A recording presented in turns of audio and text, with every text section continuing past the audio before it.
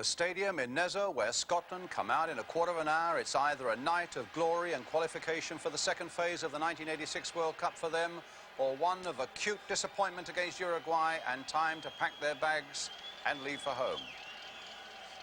Good evening. Yes, one up and one down. England through, Northern Ireland sadly out, and now it's Scotland's turn on a night when they need a win against Uruguay, when they need to keep their heads, and when the French referee certainly needs to keep a firm hand on what could be a tough, possibly explosive game.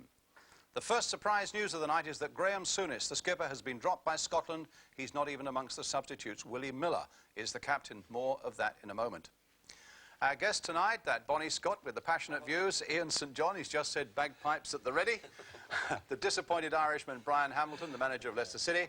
And the man who might well spend the night geeing up the Saint and all the Scots as well, Mike Shannon. The Scotland manager, Alex Ferguson, has shaken up his side, and this is it. With Jim Leighton in goal, Gough, Neri, Willie Miller, as I say, the new captain. The first opportunity in this World Cup for Manchester United's Arthur Albiston. Roy Aitken, first chance too in this World Cup for Paul McStay. Steve Nicol keeps his job. Gordon Strachan too. Paul Sturrock is back after injury. And the first opportunity too for Everton's Graham Sharp. But now let's get a view from the Scotland manager, Alex Ferguson, on the dropping of his skipper, Graham Souness. Alec, it's another controversial team selection. I suppose leaving out Graham Souness is the most controversial of all. Well, I think Graham's run himself into the ground in his 2 games for us. And I think he's done a marvellous job.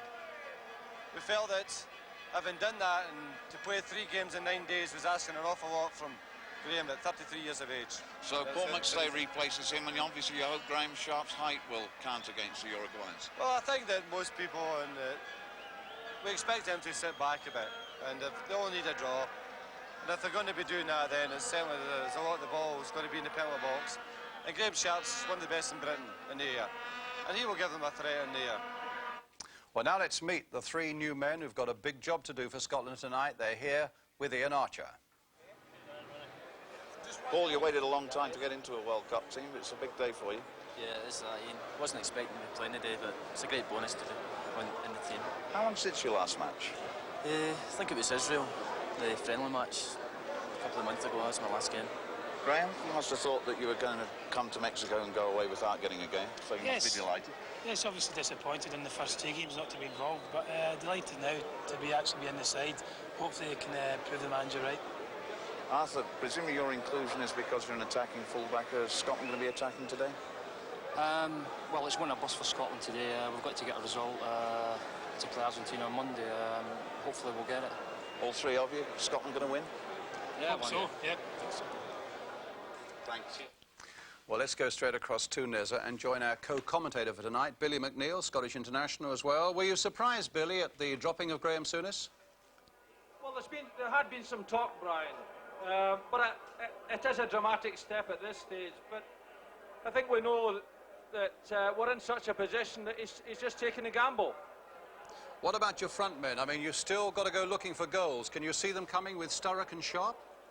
Well, again, I think he's just dipped into the pot, Brian, and come up with Graham Sharp in the hope that he'll stimulate efforts up front. I still think that's the department that we worry about most, and it's hard to see where a lot of goals are going to come in any case. But of course, tonight we only need 1, and we don't really care how it comes. Billy, Ian St John here. You know, talking about the goals here, Sharpie's not scored for Scotland as yet.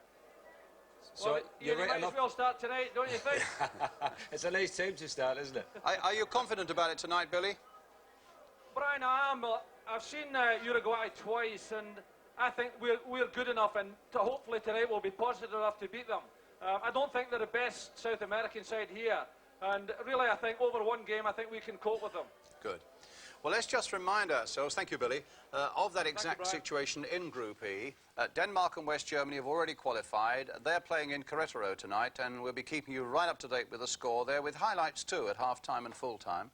Now Scotland, as we've said, need a win to qualify in 3rd place. That would knock out Uruguay. Uruguay themselves need a draw to qualify, so both teams really have got something to aim for tonight. But what about Scotland's chances then against Uruguay? The South Americans are a team of great skill and talent, I think, at any rate, but there's an ugly side to them as well. Ian St John. Well, you're right enough, Brian. There is an ugly side to them, but the skillful side, you know, they've got play on the break. using the quick forwards.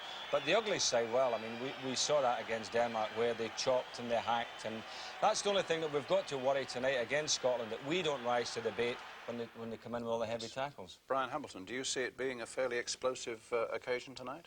Well, I think so, and I think with Graham Sharp playing, I think that'll certainly stir the Uruguayans up. I went to see them play earlier on in the year, and I must say I tipped them to do very well in the competition to win it, and they haven't played as well as I expected, but Scotland have certainly impressed me in the 2 games so far, so let's hope they can come up with the goods tonight. Believe it or not, Scotland are 5-2 to win tonight, you know that, and I've had a bit of money on them. I know you don't fancy Scotland to win, do you? Ian St John, you don't fancy him to win. You've taken him back there, Michael. You be careful, because I'll tell all the Scots out there what you've been saying about Scotland, and you got a lot of hate mail. I'm worried to death about that. But seriously, they're 5-2, and they talk about the Uruguayans being rough.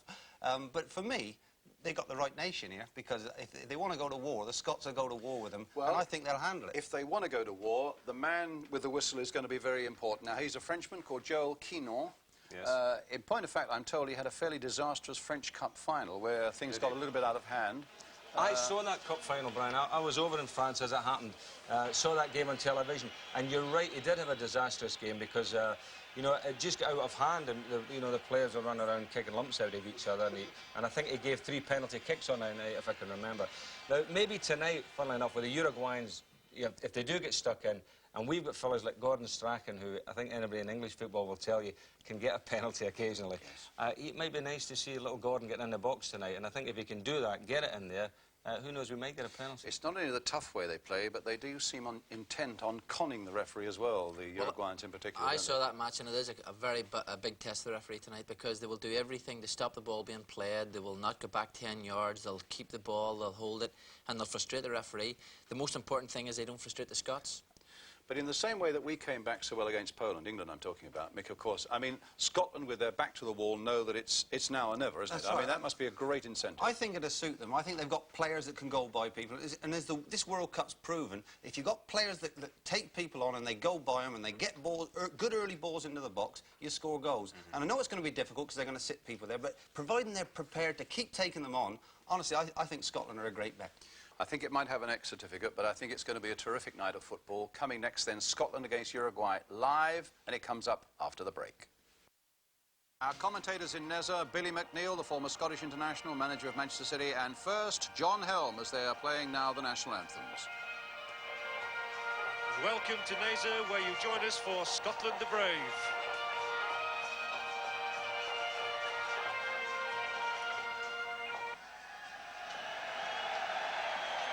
And a great response in this Neza Stadium for the Scottish national anthem, and we'll now have the Uruguayan national anthem to follow.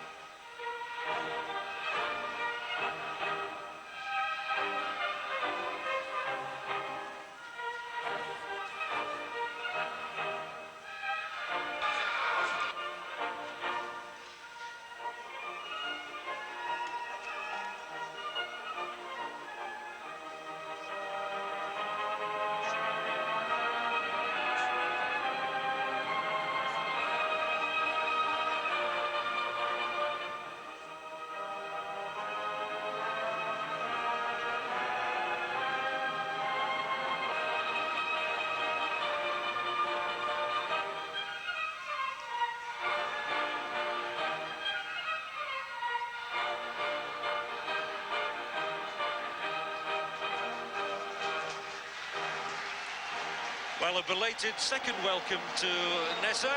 Some of these South American anthems do seem to take an eternity. I'm going to bring Billy McNeill in straight away. And Billy, the major talking point here, the dropping of the Scottish captain, Graham Souness. Well, I think the reason for that, John, obviously we're in a dramatic situation here. We need to win one match.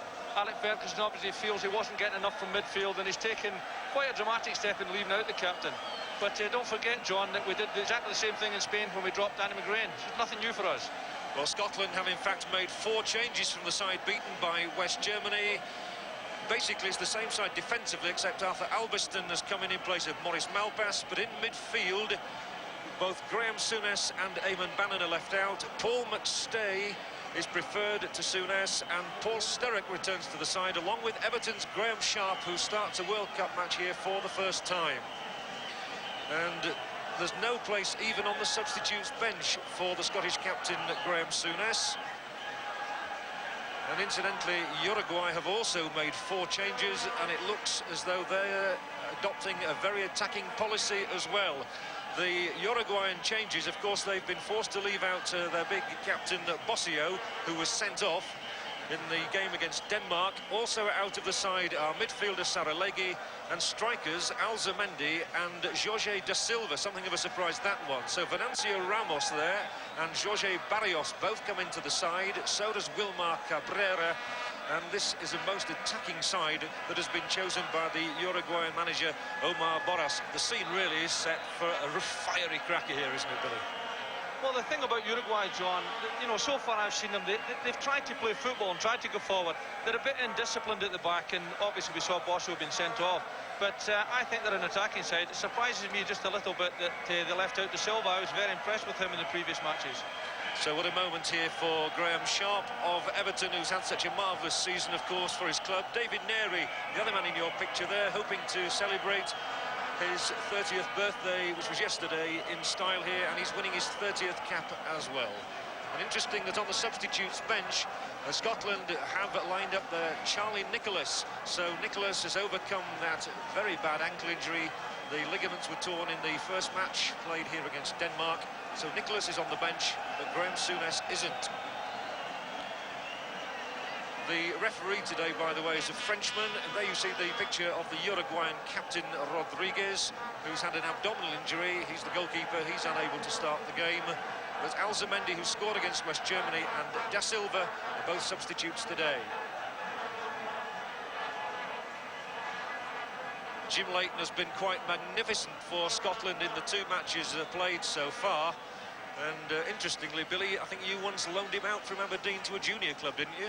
Well, that's right. I was at Aberdeen when Jim came, and we had to have 3-4 goalkeepers at the time, and Jim went out to Highland League Club, and from then he's developed into first-class goalkeeper. I think this World Cup has established him at full international level, and by that I mean world stuff. Jim Leighton today winning his 29th cap. The referee today is Joël Kini of France, who incidentally was involved in a tremendous dispute at the French Cup final this year. Let's hope there aren't too many disputes today. A friendly handshake before the start of the game with Enzo Francescoli, the Uruguayan star without doubt, the man who's going to move to Racing Club of Paris next season for a lot of pesos. It's a gloriously bright day here in Neza. The climate, one has to say, is changeable in this city on the outskirts of Mexico City itself. We've had thunderstorms, lightning, rain, just about everything thrown at us in Neza. But thankfully today it's nice, it's warm, but it's not a stifling heat, Billy, and I think that Scotland should be able to cope with the conditions. Yeah, I just wonder, John, if the conditions really mean all that much, because I think the passion is there for the Scots to win today, and, you know, I would certainly back them. Well, you've promised to sing Flower of Scotland at the end of the match. If that happens, I hope you're singing. I think I'll have plenty of company, John, if the game goes right. Away we go. The vital match then in the group. Scotland know exactly what they have to do. They have to win to qualify for a game against Argentina at Puebla next Monday. Uruguay only need a draw. This is Richard Gough. A man attracting a great deal of interest down south. And the long ball there looking for Sturrock. Steve Nicol beaten to it just with Diogo getting a foot in. Here's Strachan and bundled over the first free kick of the game. I thought for one moment the referee was going to reach for a yellow card in the first minute. In fact, I have a funny feeling he is. Strachan is prostrate and he's sent off. What an astonishing start to the game. Within the first 60 seconds of the match, Uruguay are down to 10 men. Well, they had Bossio, their captain, sent off against Denmark, and the French referee here is obviously not going to stand any nonsense whatsoever.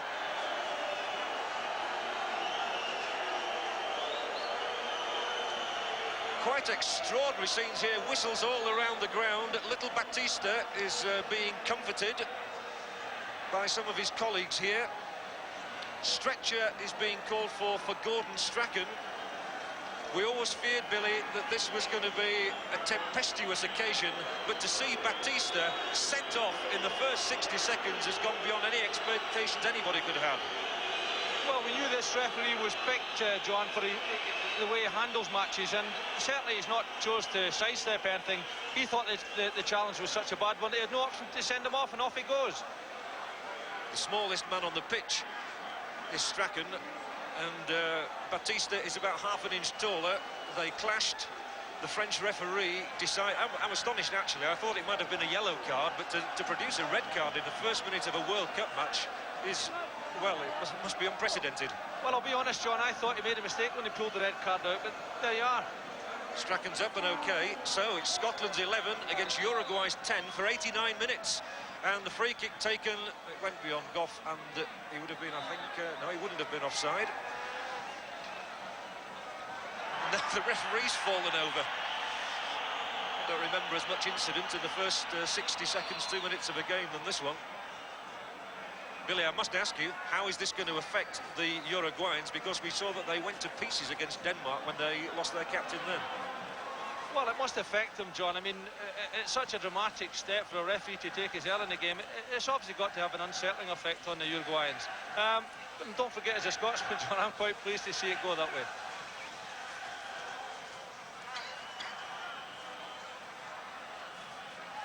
Well, Alex Ferguson has opted for a really attacking formation here, bringing Graham Sharp in for the first time and restoring Paul Sturrock after his injury. And let's see now if Scotland can capitalise on this early fortune for them and great misfortune for Uruguay. Strachan is on the ball. He looks none the worse for wear after that challenge. He's looking down the middle here for Paul Sturrock. And a very sloppy back pass to Alves, the goalkeeper, making him stretch.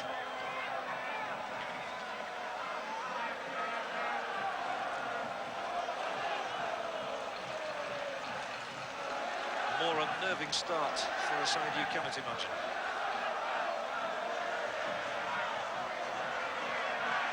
In fact, the Uruguayan manager, Omar Boras, said after the Denmark game that his country's players didn't have the capability to deal with situations when they were down to 10 men. They still wanted to play attacking football and couldn't cope. Let's see how they cope here.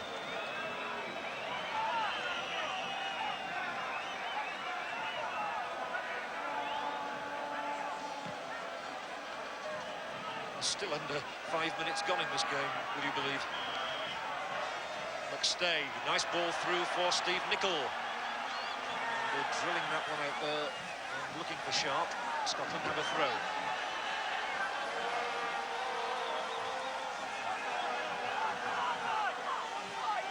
South America are represented, other than on the pitch here today, by the linesman on that far side, who's from Colombia. And Uruguay have a free kick now. Exactly 5 minutes gone here in Neza. Scotland 0, Uruguay 0. Uruguay's Batista sent off in the first minute.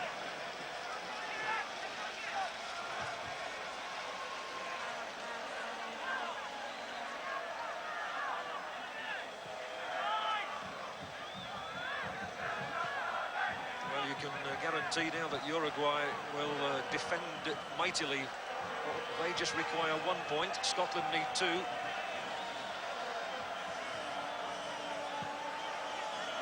So the tactics of both sides formed from the start.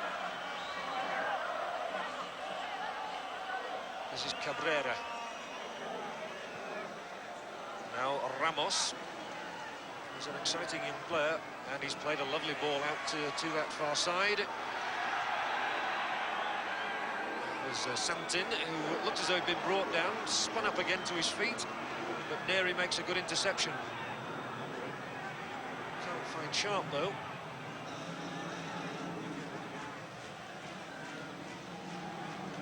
The Uruguayans are a neat footballing side. Goff charges Santin over. And there's no yellow card for the Dundee United defender. Santin stays on the ground, looking for treatment. And already, I think, Billy, we've seen indications that this is going to be quite a tempestuous affair. You often find, John, when a referee makes such a dramatic move as he's done in this match, he looks to even up the balance some way, and I think this is what the Uruguayans will be trying to achieve. They'll be acting and falling down and playing, looking to get some of the Scottish players into trouble.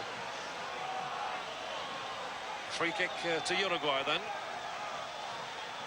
Ramos played it back to Barrios. Now Santin. Barrios out on that far side again. They're stroking the ball around quite nicely. And Scotland finding it difficult to get possession from the 10 men. Here's Diogo, who'll drive in a rather woeful shot.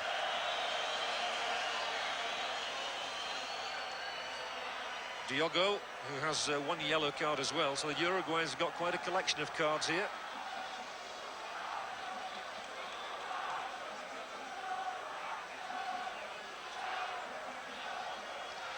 Scotland crossing the halfway line. No goals here in Neza. But just a reminder for anybody who might just have come in, amazingly, Uruguay already down to 10 men with their left back, Batista, sends off. This is Francescoli. Oh, lovely skill from Francescoli. They certainly have to watch him. He's still going. And a very timely intervention once again by Willie Miller. It's his forte, all right. Francescoli once more. Very involved. And Leighton trying to scramble down for that one. It didn't look to have much power, but a warning there of Francescoli's pace, his power and his dribbling skills. He's undoubtedly very talented, John. I think at the moment we're just a little bit unsettled. I think the ordering off has unsettled us as much as it has the Uruguayans at the moment. We've got to settle down, get our composure back and start getting the passes going. Miller, the captain for Scotland today, in the absence of Souness. Nickel, that's a good ball down the line for Sturek. Gutierrez, a strong tackle. They're claiming the throw in Uruguay. I don't think the referee's going to let them have it. So Arthur Albiston and Nickel trying to work an opening. The crossover to the far side. Goff got up. Oh, and a slight miss kick inside the area there by Graham Sharp. Otherwise, Scotland would have been on the score sheet. That was a definite half chance, John. It really was.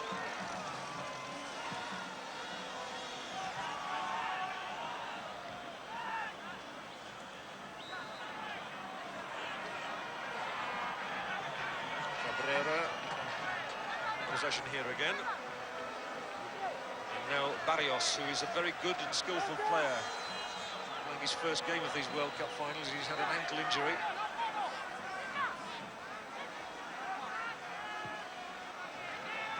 Warner slip there, and Strachan almost nicking it away. And here is Strachan now, and Scotland have got plenty of men up in this attack.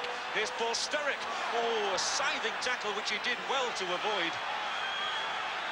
And Uruguay have conceded a corner kick. But there again, we saw a really lunging tackle, and if Sturrock had been another yard inside, or just inside the area, that would have been a penalty, I think. I think what's very important, John, we've got to keep our composure. We've not got to get drawn into a physical game. We've got to get passes going. So Scotland have a sight of Uruguay's goal as Strachan hits the corner round about the penalty spot. It was away easily, though. Now Arthur Albiston brought in for his attacking skills. Not a good ball this time, though, to his Manchester United colleague. And Uruguay counter-attack through Ramos, but he's got no support at the moment. Holds it up well, though, and gets the cross in, and Francescoli was coming in. And although there were only 2 Uruguayans up there in attack, they managed to create an opening.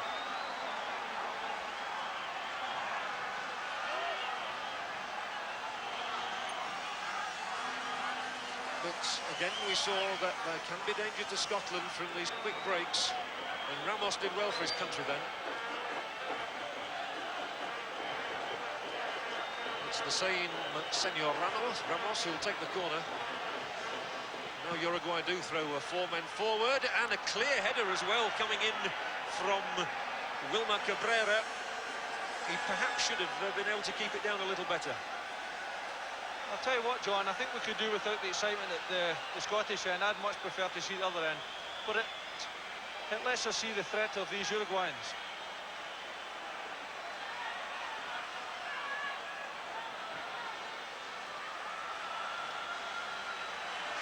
Albiston just knocking the ball out of play, and a few hoots going up around the ground. Still no goals here.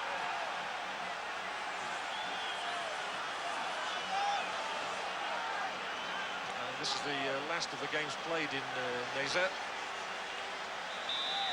Wrestled to the ground there by McStay was Cabrera.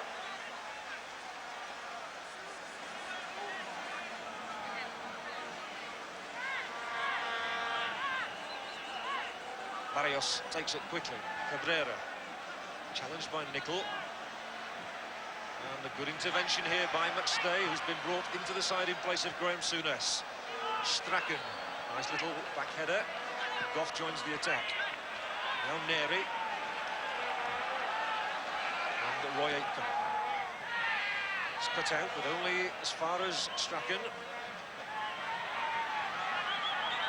Even against these 10 men, Scotland not finding it easy to work the openings.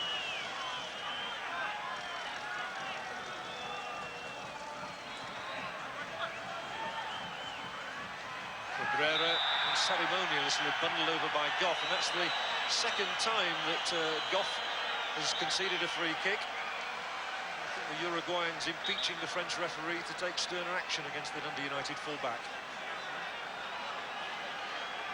There is actually a feeling, Billy, isn't there, that Richard Goff might not be playing in his best position here.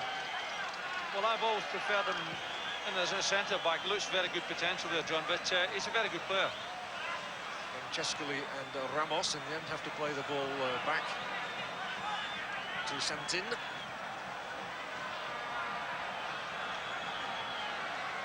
Diogo. Now Ramos once more. Who looks a dangerously exciting player. Venancio Ramos. And there'll be a free kick here to Uruguay. Obstruction. Jim Leighton looked anxiously on. And we've seen in the last couple of days how powerfully some of these fellas can shoot. The second goal by Brazil yesterday down in Guadalajara was quite the most spectacular we've seen so far, and it was from this sort of distance.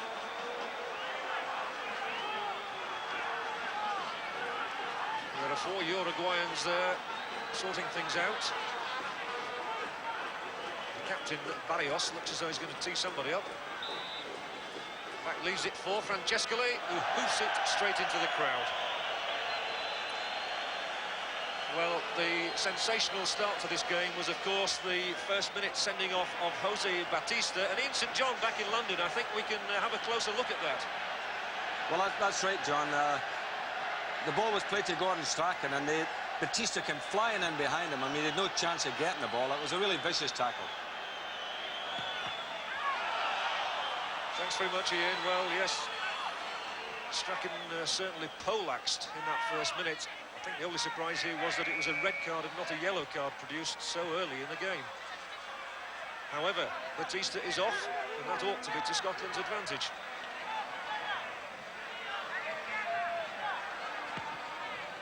Not a good ball, straight to the foot of Steve Nicol, who wants to play it quickly out to that far side. Instead of giving chase, but forlornly. so far, Billy, Uruguay seem to be handling the situation quite well.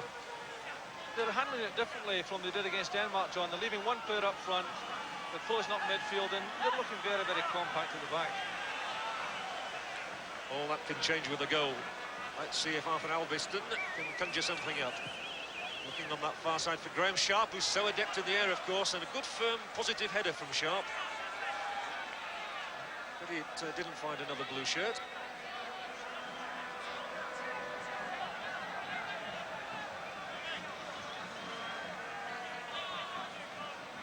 Santi. Crossed flanks for the moment.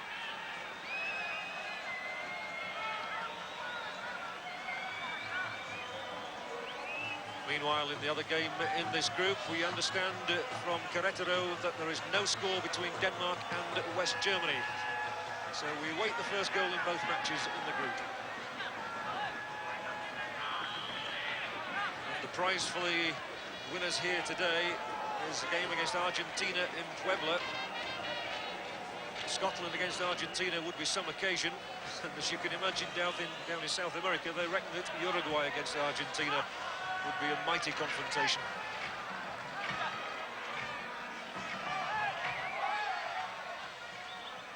This looks promising with McStay. Struck it inside the area. He scored from that sort of position against West Germany. This time good defending means Scotland have a corner. And little Strachan, who's got 4 goals for his country, strolls over to take the corner kick. Down the list of Scottish goal scorers, it's not too impressive. Charlie Nicholas, who's the substitute today, has 5. Archibald and Strachan 4 apiece. Sturrock and McStay 3 apiece. That's looped over and a slip by Francescoli. But he regained his feet. And everybody bar Jim Leighton is in Uruguay's half. Let's see what Strachan can do here. Good ball inside the area as well. Aitken drives it across. Oh, it's a marvellous save from Nicol. The Liverpool man side-footed it when perhaps he might have been better advised to blast it, but it's very easy to say that from here. Alves spread himself well. It was a lovely piece of football, John, but unfortunately it was a very, very good save from the goalkeeper. But a very definite chance missed there. Funny, we should just be talking about goal scorers, and Steve Nicol yet to register his first for Scotland. What a chance he had then.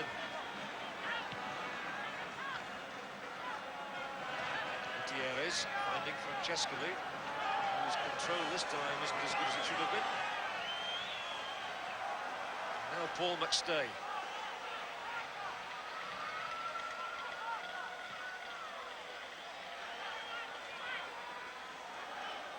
McStay's been brought in here to do a specific job, and so far I think he's made a very good start to this match.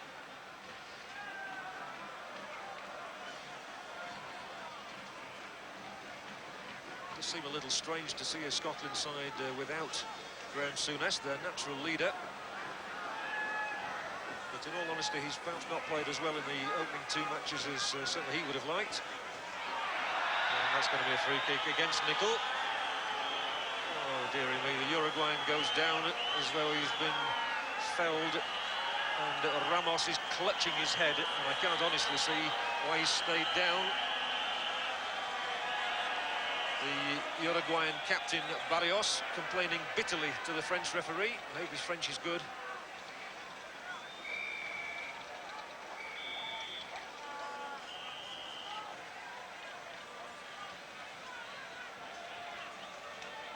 I think the referee is going to have to differentiate between genuine agony and real acts of agony, John. This is going to be one of the problems. Yes, a few of them have their equity cards.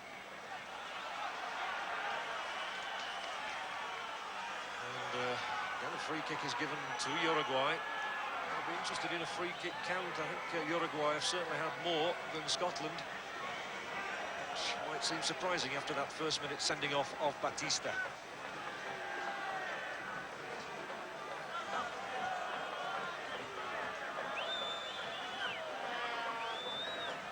Uruguay only too happy to slow things down. They even had to have a committee decision then as to who was going to take the free kick.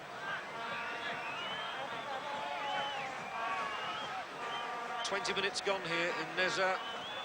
Scotland 0, Uruguay 0. And up there was Cabrera, and it just went hopelessly beyond everybody.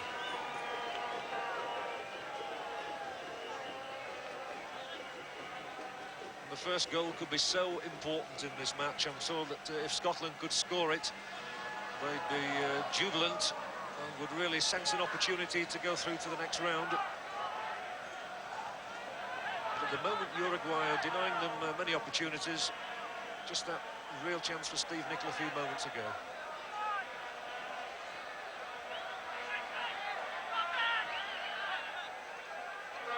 Aitken, who's had a good World Cup.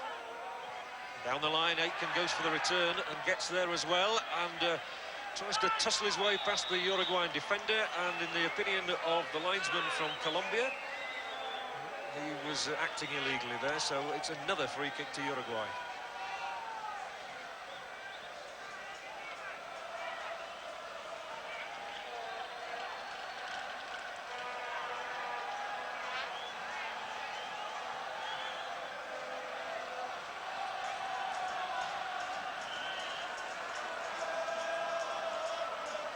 I'm sure it will encourage all Scots when they remember that the last time these two countries met, Scotland won by 2-0 up at Hampden. That was about 3 years ago. Oh, very bad pass this time by McNeill. He's given the ball away here. Oh, and a thrilling shot. Really struck well, that one, by Sergio Santin.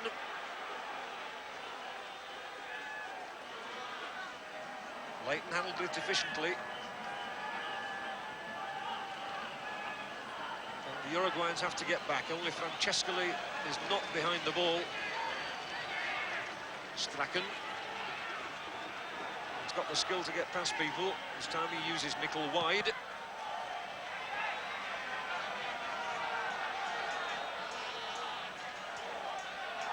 No goals here. Scotland 0, Uruguay 0. Scotland perhaps enjoying the better of the possession at the moment, but they're not working any openings.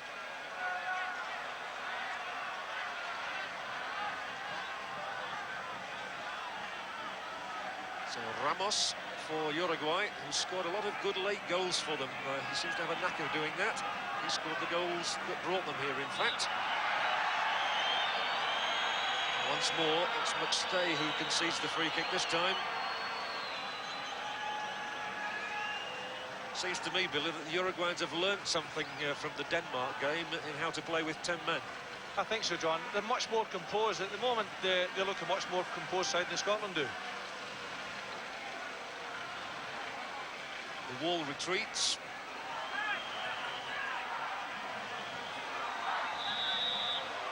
And Gutierrez threatens. So does Ramos. And that's a bad ball back for Barrios. And Scotland won't mind so long as they keep taking free kicks like that all day. But don't forget, the really important issue here is that Scotland must score at least one goal. They have to win.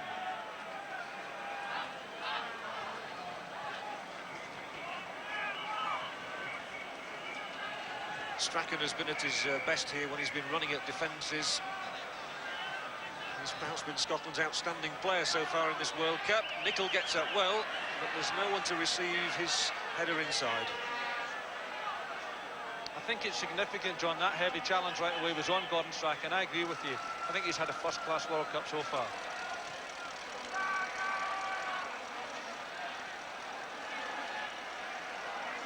I know the Scots would dearly like to emulate England's performance in getting through to the last 16 now. Let's charge them up a bit. Northern Ireland sadly winging their way home this weekend. But they did themselves proud all right down in Guadalajara. So the British interest here today, though, very much with Scotland. Nice skill by Strachan, who's bundled over not once but twice by Barrios, who I thought he was offering his number then to the referee for taking. The referee didn't take up the option. I think Strachan can expect to bite quite a lot of Mexican grass today. Yeah, there's no doubt about that at all, John.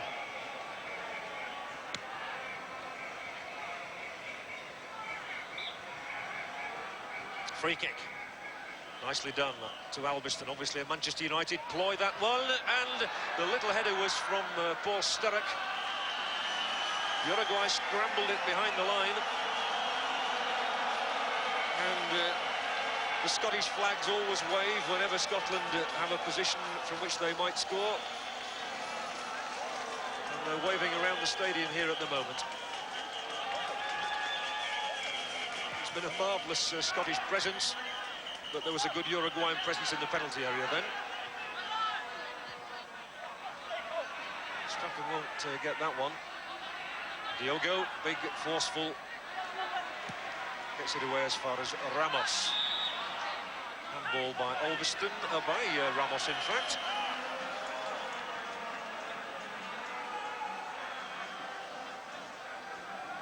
McNeill now.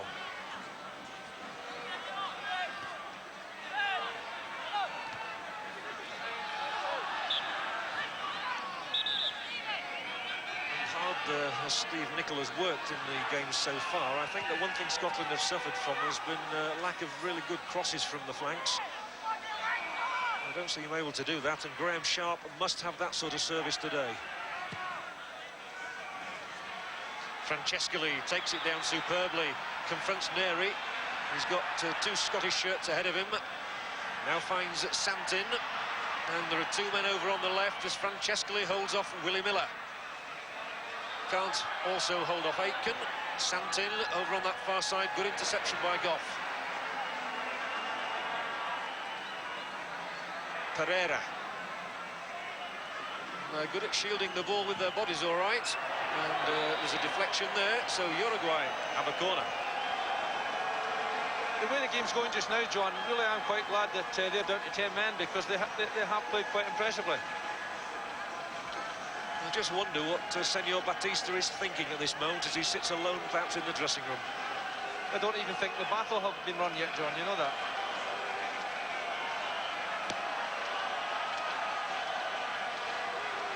The corner will be taken by Ramos. 28 minutes gone. Uruguay's corner. Away by Sharp, doing his defensive chores as well as attacking ones. And Aitken does well for Scotland there. He twice got a foot in. Strachan is kicked again and again. And he's not getting much protection from the referee at the moment, isn't Strachan? That was Gutierrez who let him know he was there. McStay. Aitken finds Sturrock. Goff lends support and goes for the return ball, which didn't come. Francesco is screening the ball so effectively, he won't be knocked off it.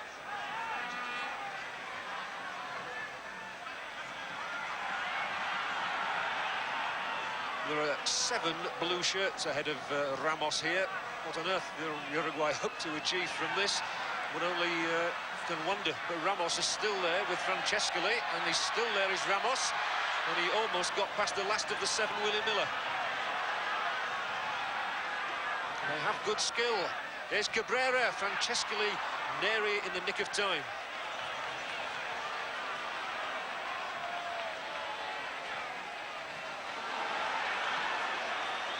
Seems to be hotting up a little at the moment. Albiston of Manchester United in Scotland to Roy Aitken of Celtic. Now Strachan. And there'll be offside there against Sturrock. I think, Billy, we've seen 2 sides of Uruguay already. We have seen the cynical side. We've also seen the very skillful side. Yeah, it's an unfortunate mixture they've got, John, because they've got such good, skillful players, but they just don't seem to get the discipline right at all. One of the problems we've got at the moment is we've got 4 players marking 1 at the back, and we're giving them an awful lot of room in midfield.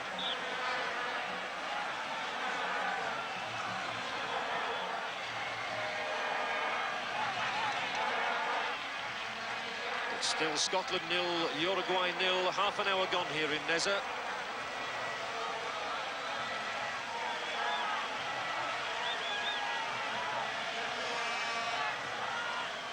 Ramos. And Miller, a brave header there, as he was being confronted by Pereira.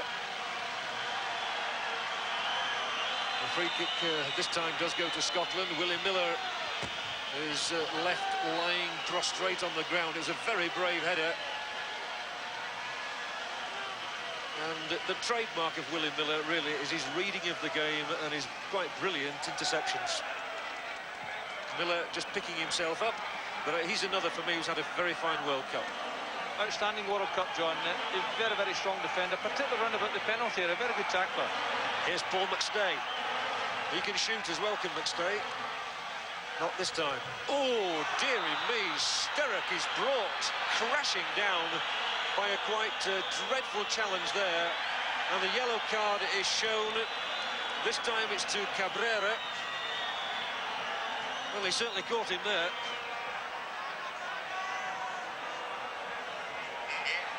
It's the apologies immediately after the foul that get me, John. You know, they really have a go and then they're all full of apologies a second later.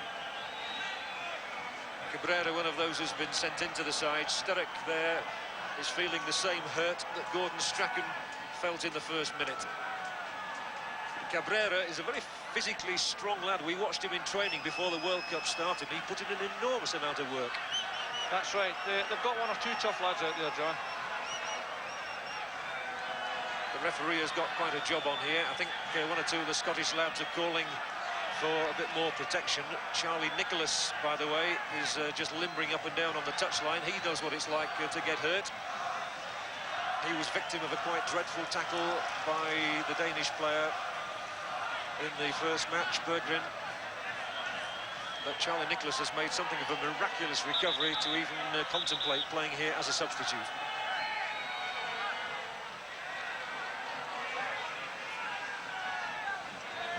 Well, not surprisingly, Scotland got a free kick out of that, which they've taken. And I think that's going to go beyond Graham Sharp and out of play. And really, it was a bit of a waste. It was a waste, John. And we've got trouble again. Goodness knows why. I mean, there was nothing there. Graham Sharp went up to try and head the ball back inside the area. The Uruguayans surround the French referee, who tells them to get on with the game. This really is a terrible side to the South American nature. And the referee is backpedaling. It looked as though Cabrera wanted to give him one on the chin then. The captain, Barrios, has not been setting a good example. He's been chirping away at the referee from the very first minute. John, it helps to waste time, you know. Every time they go to the referee, it adds a few seconds, takes a few seconds off the clock, and I think this is what they're up to just now.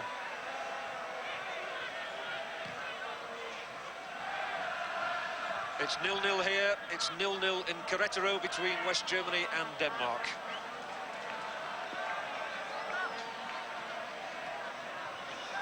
A goal here would really set this one alight if it's not already. Oh dear, this time it's Diogo who batters Steve Nicol down and then attempts to put his sole of his boot in Nicol's chest. The referee this time decides that punishment was sufficient with the free kick. Sturrock. Diogo gives away a corner. Well, the other thing, of course, here is that it can unsettle the opposition without question. We've just seen another elbow used illegally by a Uruguayan. Unfortunately, the referee didn't see it. That's gone just about beyond everybody. Almost touched back by Willie Miller on that far side. Goff for Scotland. And Scotland are just lifting it a little now. Just over 10 minutes of the first half left. Sturrock. Now Aitken back inside for Goff, and Scotland still have 3 men up inside the penalty area if they can get a telling cross in here. Aitken floats it towards Sharp. Gutierrez gets it away. He's a good player.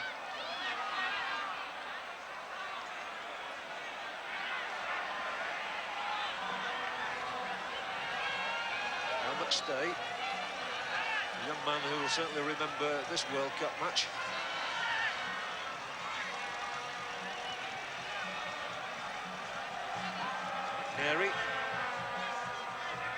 going to drift beyond everybody, apart from the goalkeeper, Alves. Not a good pass. No, we can't afford to give the ball away, John. At the moment, I think we've got to perhaps go and commit them just a little bit more at the back. We tended to play in midfield and not really get at the back four. It's just worth reminding people at home of the substitutes that Alex Ferguson's got to choose from today. He's got a wide player in Davy Cooper, he's got a good midfield player in Jim Bett, and two strikers, Steve Archibald and Charlie Nicholas, so the options are there.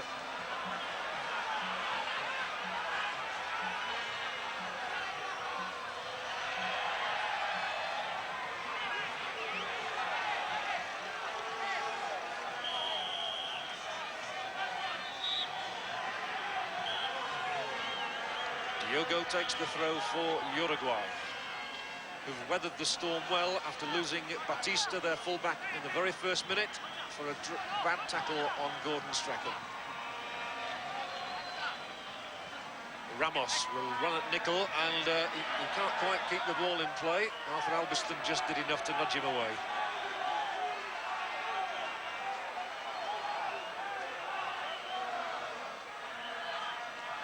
Now Neri. How Scotland could do with a goal from him, like the one he produced against Brazil 4 years ago in Spain. Strachan, lovely ball, and he's found Sturrock in a little bit of space this time, and Scotland have plenty of men open. Here's a chance for Aitken, perhaps. His control certainly let him down then, but Scotland are here again with Nickel. There's only one man inside the penalty area, though. That's Richard Goff, who arrives and can't keep the header down.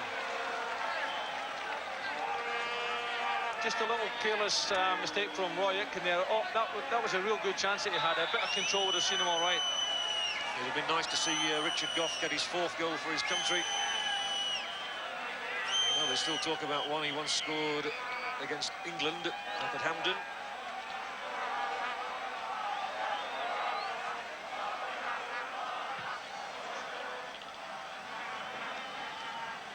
Ramos has got away from McStay. He's chased by Albiston here. And Ramos keeping possession. He does like to keep hold of the ball. That's perhaps regarded as his failing, but he doesn't release it when he should. 38 minutes gone. Scotland 0, Uruguay 0.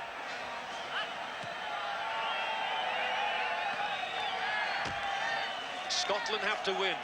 Uruguay only need a draw.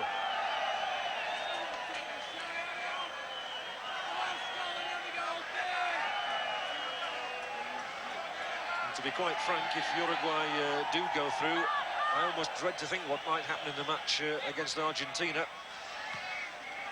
because they can put themselves about a bit as well. Here's Sturrock for Scotland, though.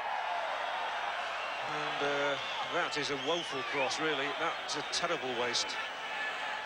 We have wasted some good opportunities, John, because we've gotten along that byline once or twice and we've finished with poor crosses, really.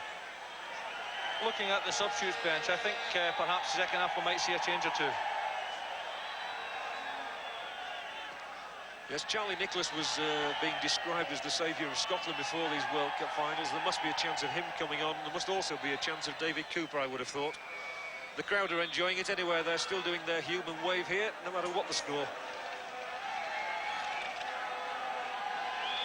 I think they were all saying hello to Mum then, in their own unique fashion.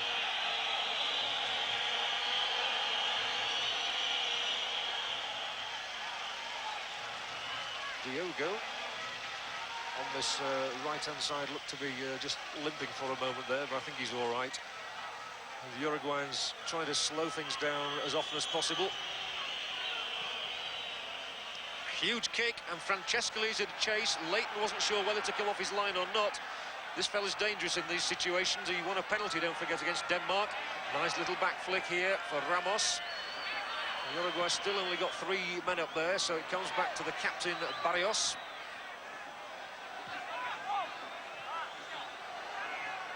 And they took too long, really, about that. Otherwise, there might have been a chance on. Here's Cabrera.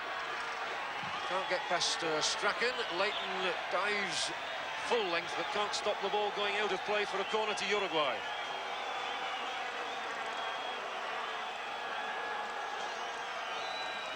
There are 5 minutes of the first half left.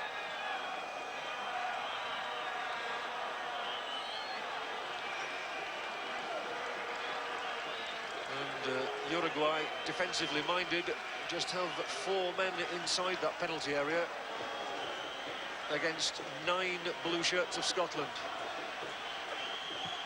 In it comes, and it's well away by Nickel.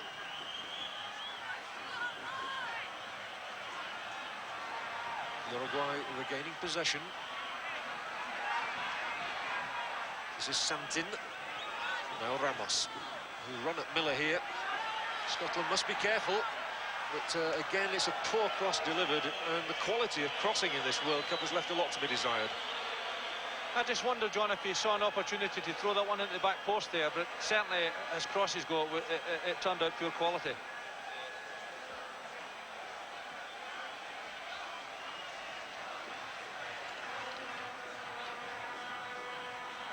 Well, the last time these two countries met in the World Cup was back in 1954 in Switzerland.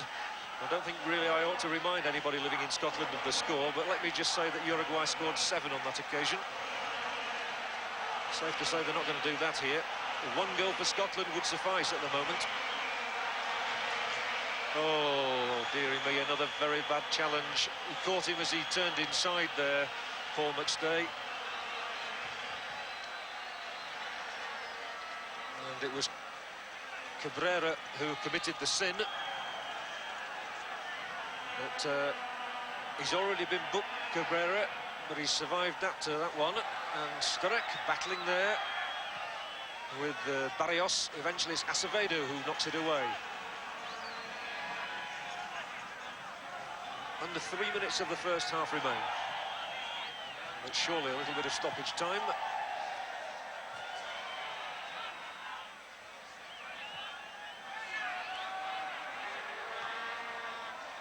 Scotland build again, instigating the attack this time with Albiston. Useful header away, comes to McStay. Oh dear, I think he was caught in 2 minds there. Thought of a shot perhaps initially, and in the end he played a ball that he certainly won't be proud of.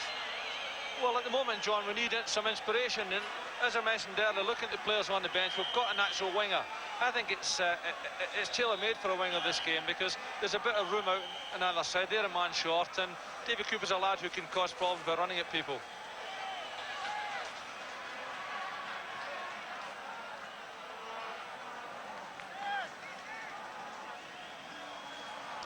Well, Friday the 13th has got to be unlucky for someone here. And everybody's fingers crossed around me that it won't be Scotland. At the moment, though, no goals. It's a highly competitive match as this one, to say the least. Barrios. Strong on the ball, Jorge Barrios, who plays for Olympiacos, by the way, in Greece. Of course, just about all the Uruguayans play in another country.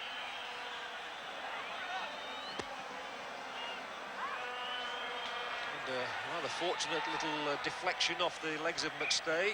Gave Nickel the chance to do something for Scotland, but they've lost possession once more. And we're inside the last minute of the first half. With Ramos and Francescoli. Owen Ramos here. Good play by Miller. He's come across and done his covering work capably. You know, John, if it wasn't for their cynical approach to the game, you would have grudging respect for these players. The 10 men from the first minute, and they've played so well. Well, indeed, they played quite well at times in the game against Denmark. It's just that they got caught out by 2 absolutely devastating strikers, Laudrup and Elkjaer. We could do with those 2 players in the Scottish team just now, John. I think Manchester City could as well, Billy. There's the throw inside the area. Oh, nicely done by Ramos! And a chance for Diogo. It's the clearest opportunity Uruguay have created. Ramos nicked it back. In fact, the linesman, I think, had raised a flag anyway, but Diogo was rather annoyed with himself that he didn't put that one much closer. Can you imagine what would have happened, John, if he'd have scored the goal there and the linesman had chalked it off?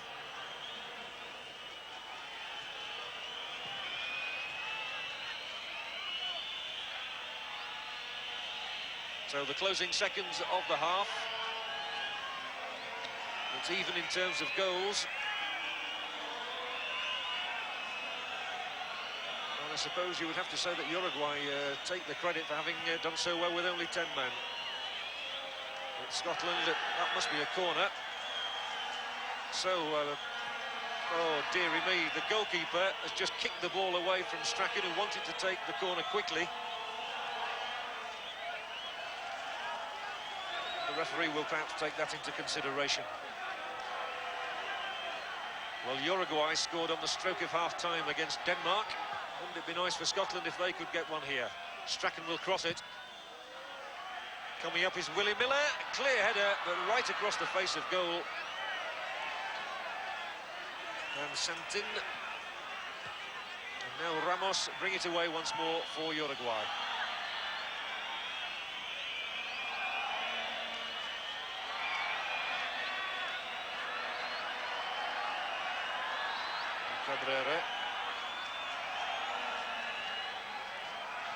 Cabrera and Pereira. Very rhythmical. Now Francescoli. Oh, he's done well and turned inside McStay. Francescoli, so dangerous. Hit it to the near post. Leighton's reactions were good. But it will be a corner. Francescoli might well have caught some goalkeepers unawares, but not Jim Leighton.